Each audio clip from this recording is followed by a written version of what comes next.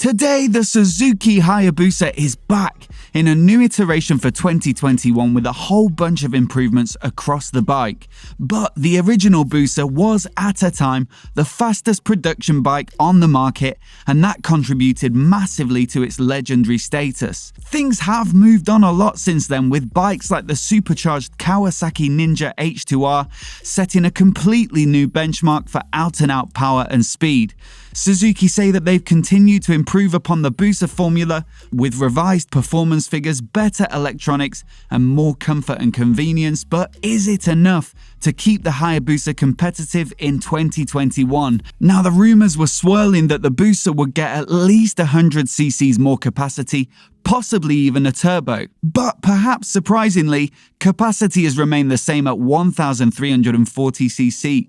And it might be even more of a surprise to learn that peak power and torque are actually down on the previous generation. The Gen 2 bike produced 197 PS at 9,500 RPM, whereas this Gen 3 is peaking at 190 at 9,700. The previous bike also put out 155 Nm of peak torque at 7,200 RPM, whereas this new version does 150 Nm, slightly lower at 7,000 RPM. But these headline engine figures could be a touch misleading. There are loads of updates to the engine internals, as seen here in yellow, and they include new cam profiles, updated valve springs, revised pistons and pins, the conrods are lighter and stronger, the crankcase, most of the transmission, and a new slip assist clutch are all significant updates for 2021. With stricter Euro 5 emission regulations in place, clearly a lot of work has had to be done to make it run cleaner, but in terms of performance, there's actually a clear bump in mid-range power when you look at the dyno chart here. And Suzuki say that this is responsible, combined with some mild weight loss, for faster times in a straight line. 0 to 62 miles per hour is down from 3.4 seconds to 3.2. So despite those top-line figures, they've actually built a quicker bike. Top speed remains factory limited to the same 186 miles per hour. A new exhaust system is also said to contribute to the stronger output in the mid-range, with a balancer pipe across cylinders 1 and 4 now, as opposed to just 2 and 3 on the old system. An updated CAT and the addition of a second O2 sensor help to pass Euro 5, and I think they've made a nice feature of it visually as well. It's also scored better with their research panel in terms of sound across the board, so I'm looking forward to hearing it in the flesh, although realistically, on a bike like this, the majority of owners will swap them out for something with a bit more bark.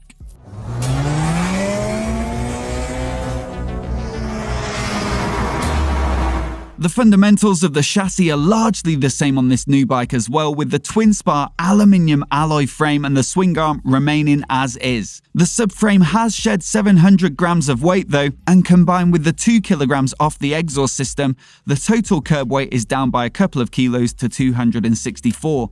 That's still not a particularly light bike, but the seat height is also down by 5mm to 800, which will provide a little reassurance to shorter riders. Aerodynamics are also said to be improved with better stability at high speed, whilst also reducing rider fatigue. The bars have been placed 12mm closer to the rider, which should help as well, making that reach a little easier. On top of that, Suzuki claimed that this tweak in position enhances handling when enjoying a sporty ride by giving the rider better feedback on how well the front tyre is gripping the road, by better supporting the rider's posture to improve stability when braking, and by offering the rider greater freedom in movement to control cornering. The bars are also on a floating mount to reduce vibrations, which again will help with comfort over long stints in the saddle. In terms of suspension, there's still a fully adjustable 43mm upside down KYB fork and a KYB shock at the rear, but the internal settings have been revised to improve bump absorption at the same time as improving stability and grip. Now, the brakes have always been a bit of a sticking point on the Busa, but 2021 brings top-spec Brembo Stylema calipers at the front, and the discs have been made bigger by 10mm to 320, which combined ought to improve power and cooling. The wheels also get a new 7-spoke design, and they're shod with Bridgestone's Battle Axe Hypersport S22 tyres that they say were exclusively designed with Suzuki for this bike. They claim that this revised compound and construction have led to better grip and agility in both wet and dry conditions, as well as straight line stability. But perhaps the biggest update for the Busa comes in the form of a comprehensive suite of highly adjustable rider aids courtesy of a new ride-by-wire throttle and a new inertial measurement unit. Riders will be able to choose from 3 preset modes of active, basic and comfort, as well as dial in their own settings which can be stored in 3 user configurable slots.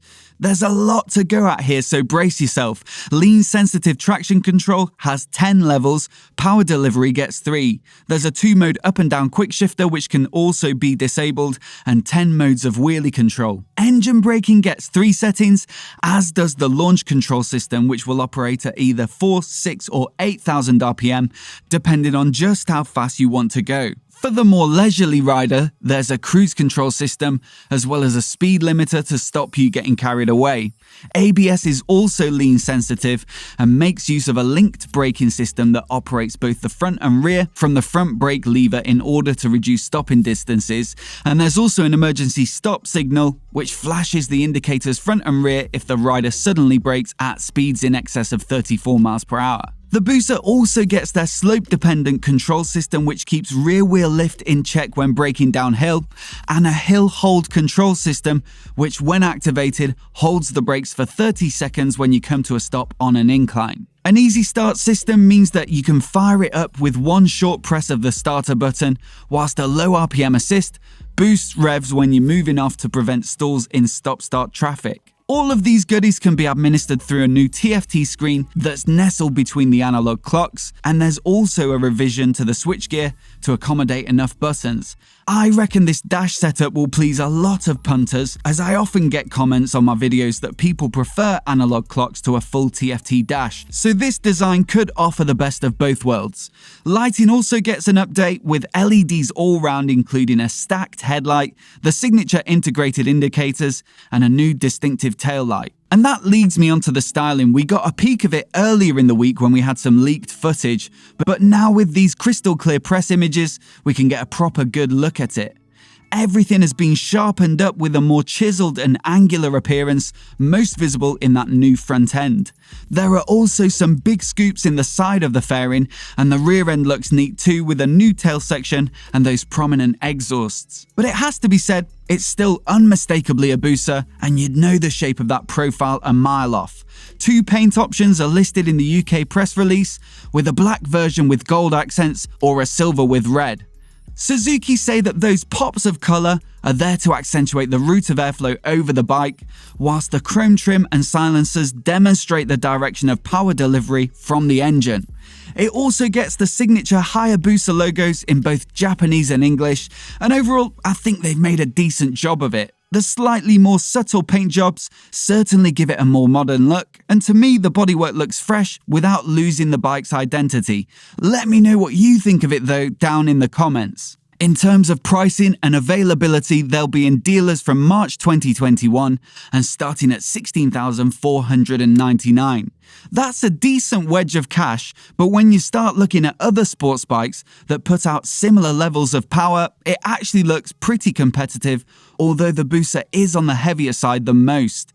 But as always, I'd love to know what you think of it down in the comments below.